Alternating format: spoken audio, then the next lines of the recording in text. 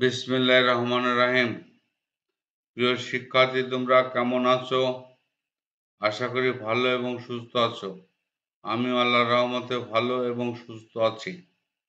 প্রিয় শিক্ষার্থী, আজকে তোমাদের সাথে যে বিষয়টি নিয়ে আলোকপাত করব সেটি হচ্ছে সুমেরীয় সভ্যতা। এটি একটি বিস্ময়কর সভ্যতা, বিশ্বের প্রথম প্রাচীন সভ্যতা। আজকের পাঠ শেষে তোমরা যে বিষয়গুলি অবগত হবা সেগুলি হচ্ছে সুমেরীয় সভ্যতার উত্থান কোথায় হয়েছিল এবং তারা মানব সভ্যতার কল্যাণে কি কি অবদান রেখেছিল, পাশাপাশি তাদের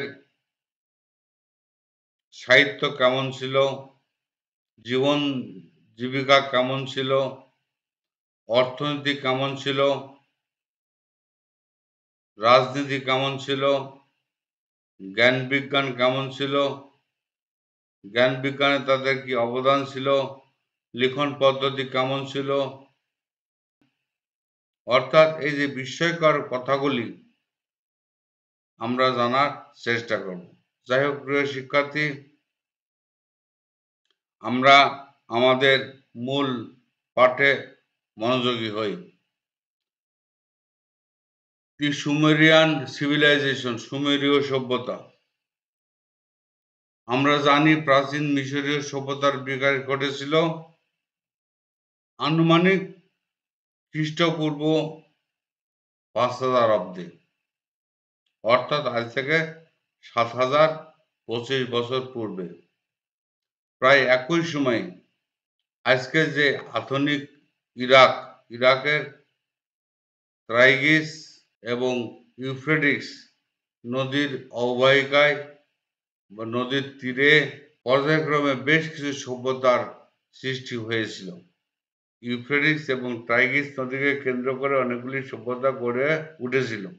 একই ভূখণ্ডে অনেকগুলি সভ্যতা গড়ে ওঠার জন্য, আবার বলছি মনে রাখব, একই ভূখণ্ডে গড়ে ওঠায় এই সভ্যতাগুলিকে একত্রে বলা হচ্ছে মেসোপটেমীয় সভ্যতা।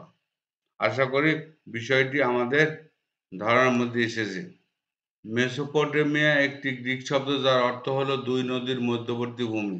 এই যে ত্রাইগ্রিস আর ইউফ্রেটিস, এই যে নদীটা লক্ষ্য করো, এই দুই তীরের মধ্যবর্তী যে জায়গাটা, এই জায়গাটাই হচ্ছে মূলত সুমেরীয় সভ্যতা গড়ে উঠেছিল এবং এই সভ্যতাটা মূলত ছিল শহর কেন্দ্রিক।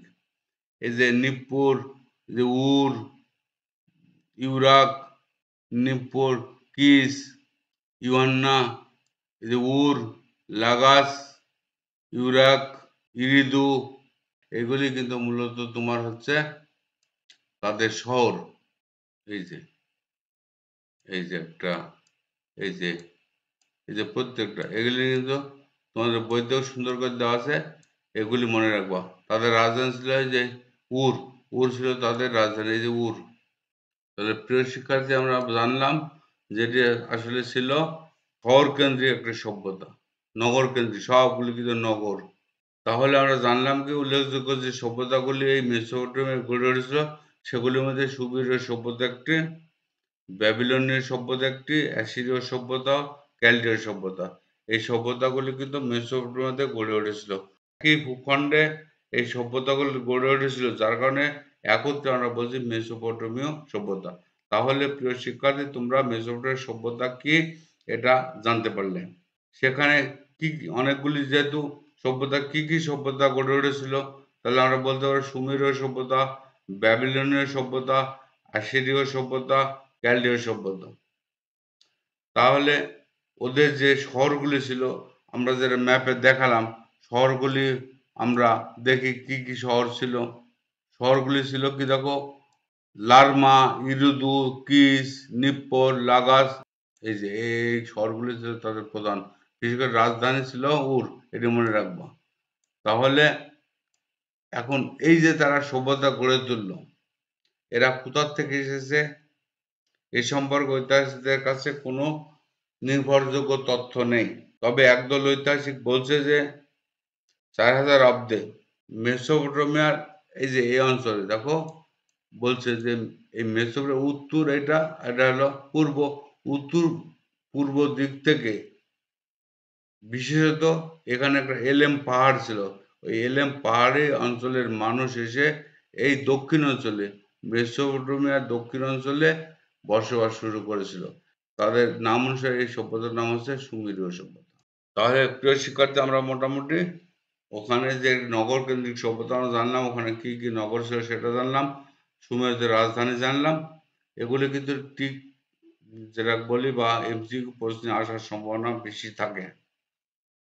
এটা কিন্তু আমাদের, যেহেতু আগামীতে যে পরীক্ষা তোমাদের হবে 26 সালে, সেই পরীক্ষার একটা প্রস্তুতি বলতে পারো। ক্লাসটি মনোযোগ সহকারে বারবার দেখবা এবং এগুলি নোট ডাউন করে রাখবা। যার কারণে আমি সবগুলি লিখেই দেখাচ্ছি যে এইটা বানান নেই, ম্যাপেও দেখিয়ে দিলাম যাতে তোমাদের মেমোরিতে এগুলি ভালো করে গেঁথে যায়। যাই হোক প্রিয় শিক্ষার্থী, রাজনীতি কেমন ছিল, সমাজ কেমন ছিল, অর্থনীতি কেমন ছিল? তাদের অর্থনীতির মূল চালিকা শক্তি ছিল কৃষি। প্রত্যেকটা নগরের একজন করে নেতা ছিল। সেই নেতার উপাধি ছিল পাতেজি। পাতেজি কিন্তু খুব ক্ষমতাধর ব্যক্তি ছিলেন। তিনি সমর নেতা, মানে যুদ্ধ পরিচালনা করা, ধর্মযাজক, ধর্ম পরিচালনা করা, শেষ ব্যবস্থার নিয়ন্ত্রণ, এই সমস্ত কাজই কিন্তু এই পাতেজি করতেন।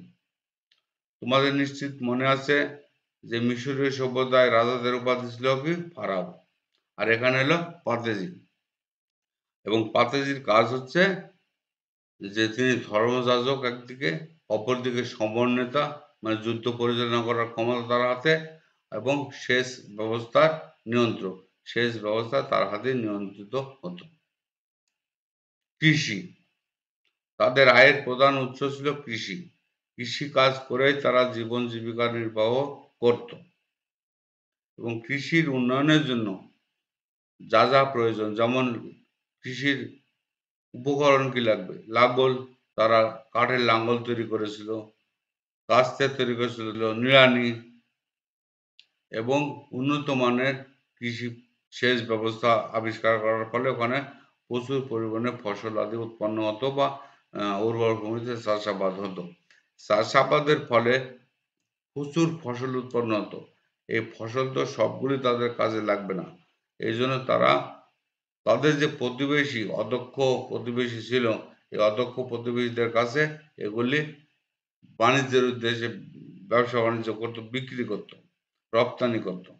এখান থেকে তারা কিন্তু ব্যবসা বাণিজ্যে বেশ উন্নত জায়গায় গিয়েছিল।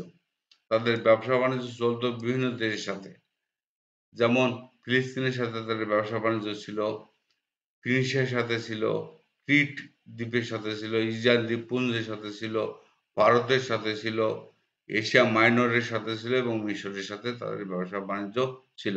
তাহলে প্রিয় শিক্ষার্থী, তোমাকে যদি বলা হয় যে সুমেরীয় সভ্যতা কোন কোন দেশের সাথে ব্যবসা বাণিজ্য পরিচালনা করত, তাহলে আমরা এক কথায় বলতে পারি যে ফিলিস্তিন, ফিনিশিয়া, ক্রিট, ইজিয়ান দ্বীপপুঞ্জ, ভারত, এশিয়া মাইনর ও মিশরের সাথে তাদের বাণিজ্য ছিল।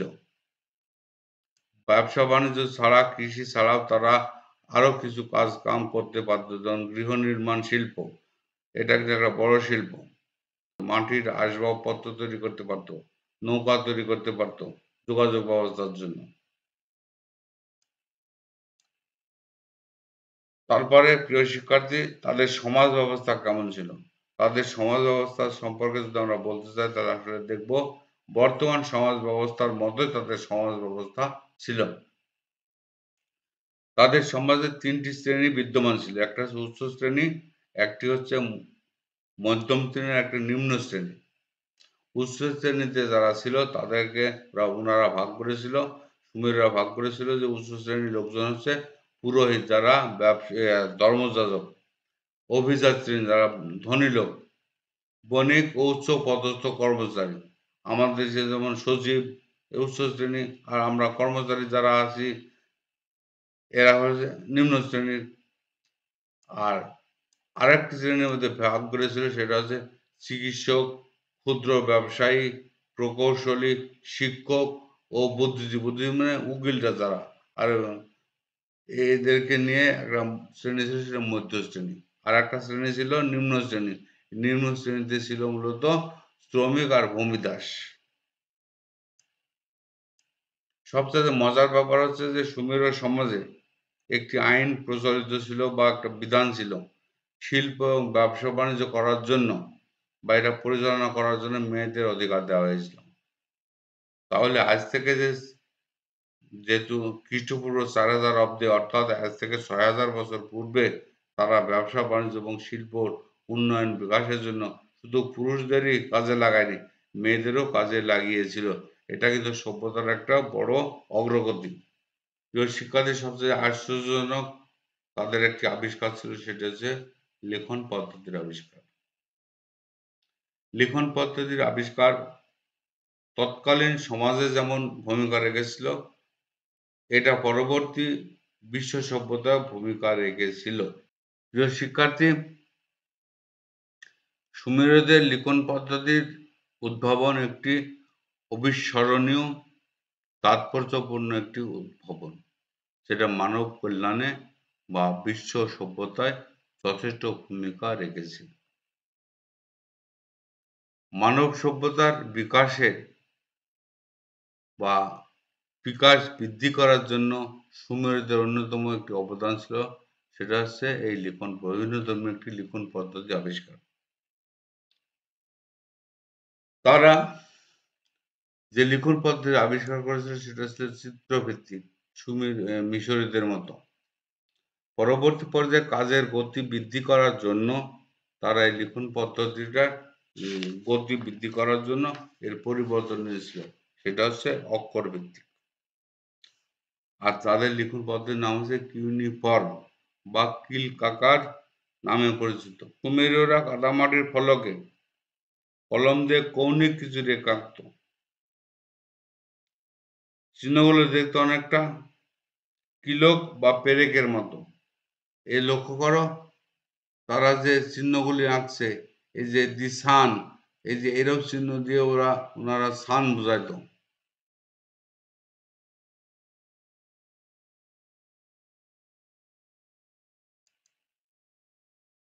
এই যে চিহ্ন দ্বারা সান বুঝাইতো, এই চিহ্ন দ্বারা সান বুঝাইতো।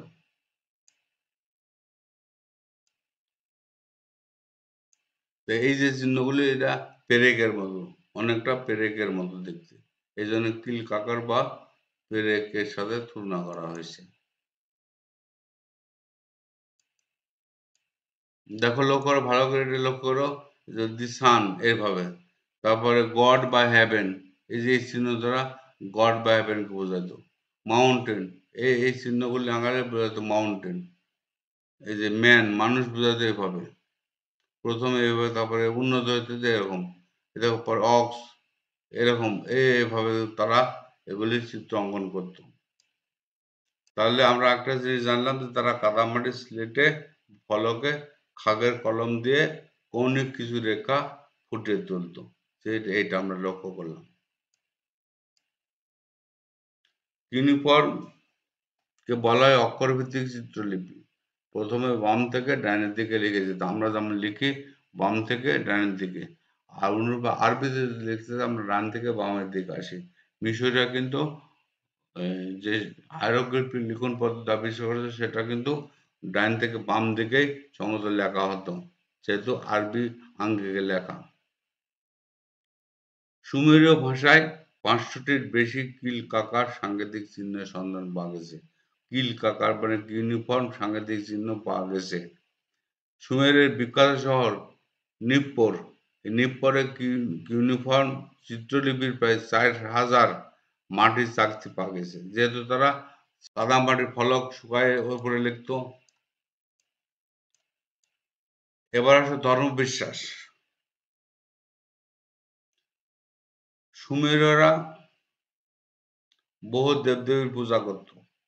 তাদের দেবতারা ছিল বিভিন্ন প্রাকৃতিক শক্তির অধিকারী বা ক্ষমতার অধিকারী।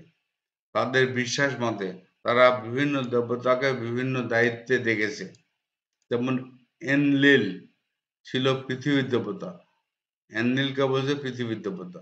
আলু একটা দেবতার নাম দিয়েছে যে আকাশ দেবতা, সাম সূর্য দেবতা, এনকি পানির দেবতা, কান্নার চন্দ্রের দেবতা, দেবী ইনান্না প্রেম ও উর্বরতার দেবী, নারগল প্লেগ রোগের দেবতা। এই হচ্ছে তাদের ধর্ম বিশ্বাস। তাদের ধর্ম বিশ্বাস ছিল মূলত পৃথিবী কেন্দ্রিক। তারা পরকালে বিশ্বাস করত না। তাদের বক্তব্য হচ্ছে যা কিছু ঘটবে পৃথিবীর বুকেই ঘটবে, পরকাল বলে কোনো কাল নেই।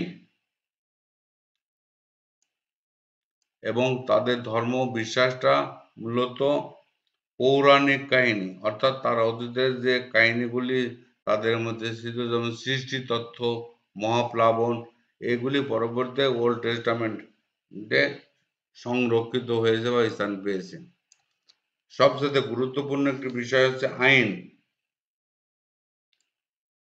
আইনে কিন্তু সুমেরুদের অবদান খুব ভালো ছিল। সুশৃঙ্খল এবং সুন্দর জীবনযাপনের জন্য সুমেরুর একটি আইন কাঠামো তৈরি করেছিল। সুমেরীয় সম্রাটের নাম ছিল ডুঙ্গি। এই আইন প্রণয়ন করেন। ডুঙ্গি নিজেকে মনে করত যে পৃথিবীর 4 অঞ্চলের নৃপতি, মানে রাজা, king of the 4 reasons of the earth. এই যে লক্ষ্য করো,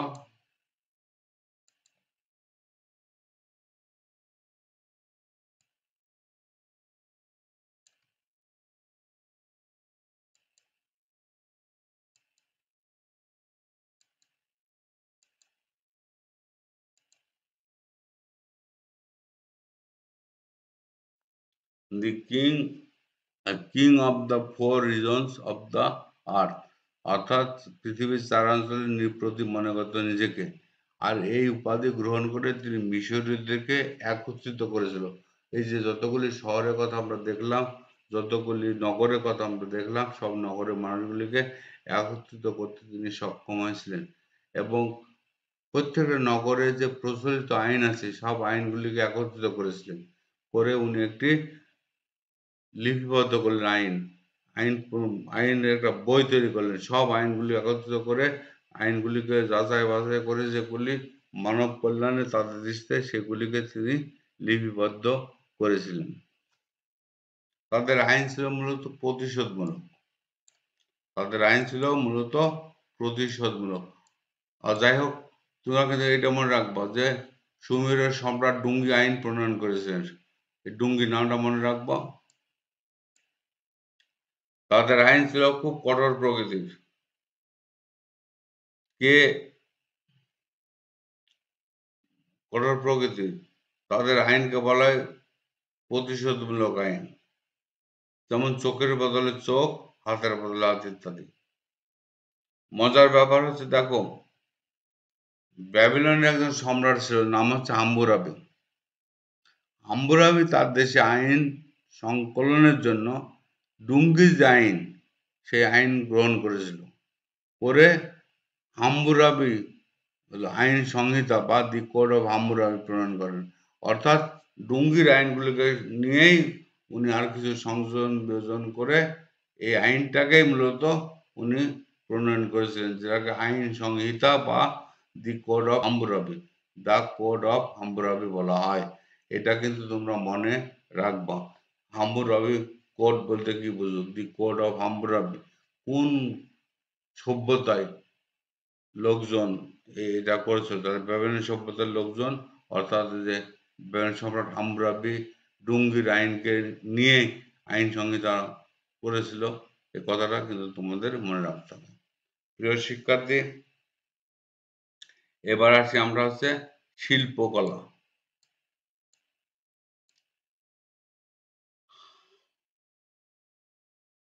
তৎকালীন সময়ে পাথরের ব্যবহার হতো, কিন্তু ওখানে দামি পাথর পাওয়া যেত না। পাথরের ছিল স্বল্পতা, যার কারণে সুমেরুরা রোদে শুকাতো, ইট তৈরি করে রোদ্রে শুকাতো, শুকানোর পর সেটা দিয়েই ধর্ম মন্দির বা অন্যান্য স্থাপনা, ঘর বাড়ি, এগুলি তৈরি করত। সুমেরীয়রা এই উর শহরের মাঝখানে ওদের প্রধান ধর্ম মন্দির নির্মাণ করেছিল। তাহলে প্রিয় শিক্ষার্থী, জিগুরাত কাদের প্রধান ধর্ম মন্দির? সেটা হচ্ছে সুমেরীয়দের ধর্ম মন্দির। এই সময় পূজা করার উদ্দেশ্যে বহু দেব-দেবীর মূর্তি তৈরি করা হতো এবং এই কাজটা কারা হতো? কুমোররা করতো। তাহলে কুমোরের একটা পেশা ছিল। এছাড়া স্বর্ণকার ছিল, যারা সোনা দিয়ে সুন্দর সুন্দর গহনা তৈরি করতো এবং দামি দামি পাথর কেটে সুন্দর সুন্দর গহনা তৈরি করতো। তারপরে তাম্রকার ছিল, তাম্রকাররা তামা পিটিয়ে বড় বড় অস্ত্র তৈরি করতো বা বানাতো। তাহলে শিল্পকলাতে তাদের অবদান কিন্তু কম ছিল না।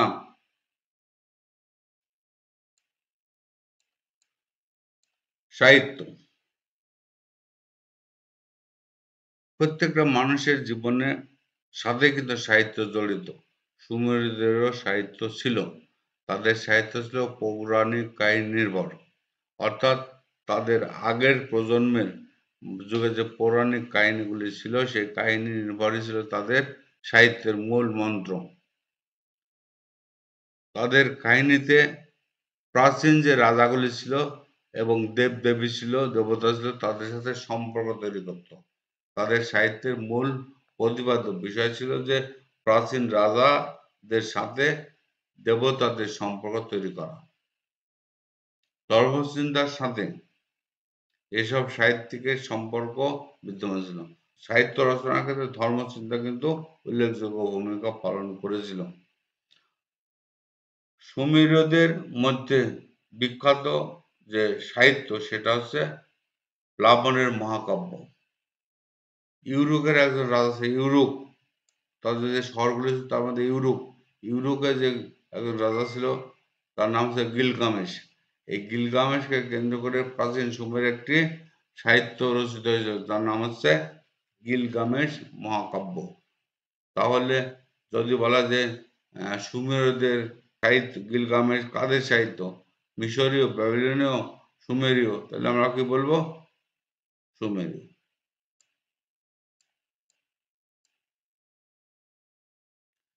ধর্মকে কেন্দ্র করে সুমেরীয়দের বিজ্ঞান চর্চা শুরু হয়। ধর্মীয় উৎসব পালন করতে হলে নির্দিষ্ট সময়ের দরকার, কখন করতে হবে, আর এটা নির্ণয় করতে গিয়ে তারা জ্যোতির্বিজ্ঞানে বা জ্যোতির্বিদ্যার উদ্ভাবন করে। দিনপঞ্জি আবিষ্কার তাদের প্রধান অবদান। সুমেরীয়রা তাদের আবর্তন ও এর উপর নির্ভর করে জলঘড়ি আর চন্দ্রপঞ্জিকা উদ্ভাবন করেছিল। তারা বছরকে 12 মাসে বিভক্ত করেছিল।